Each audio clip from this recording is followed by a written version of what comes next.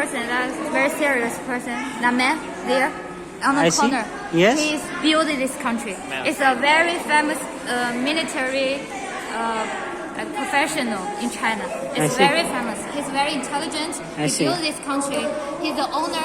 He built this place, and afterwards his country was taken down by another country.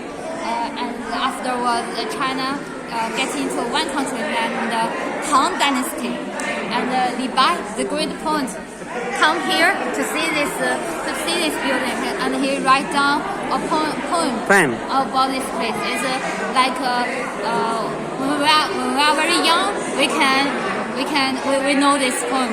I see. And, the woman behind that man, behind the Li Bai, is a very beautiful queen, like the wife of the emperor. Wife of the emperor. Yes. And the man behind the woman. Yes. We reminded the people who built this place, the workers. I see. Can you please